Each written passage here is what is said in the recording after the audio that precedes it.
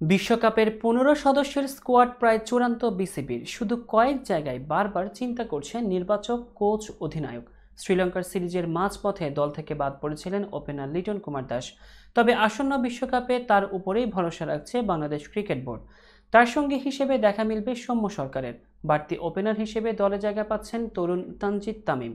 লঙ্কানদের বিপক্ষে তৃতীয় ওয়ানডে ম্যাচে সৌম্যর বদলি হিসেবে খেলতে নেমে ৮১ বলে ৮৪ রানের দুর্দান্ত ইনিংস খেলে কোচ এবং টিম ম্যানেজমেন্টের বিশ্বাস অর্জন করেছেন তানজিদ হাসান তামিম। তিনে অধিনায়ক নাজমুল হোসেন শান্ত, এরপর তাওহিদ হৃদয় এবং সাকিব আল হাসানের জায়গা নিশ্চিত।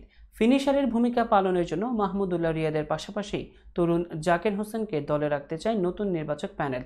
বিপিএল এর পর লঙ্কানদের বিপক্ষে দুর্দান্ত ব্যাটিং করেছিলেন এই ডানহাতি ব্যাটার।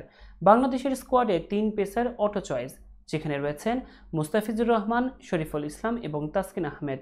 তবে পেস বিভাগে শক্তি বাড়াতে লড়াই হচ্ছে তানজিম হাসান সাকিব এবং মোহাম্মদ সাইফুদ্দিনের মধ্যে। দীর্ঘদিন ধরে পেস বোলিং অলরাউন্ডারের অভাবে ভালো মতোই টের পাচ্ছে টাইগাররা।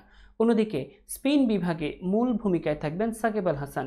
তার সঙ্গে দেখা যাবে leg spin allrounder Rishad Hossain এবং off spin allrounder Sheikh Mahedi. BPL এবং লঙ্কানদের বিপক্ষে যোগ্যতার প্রমাণ দিয়েছেন এই দুই ক্রিকেটার। ফলে ১৫ সদস্যের স্কোয়াডের ১৪ জন ক্রিকেটার চূড়ান্ত।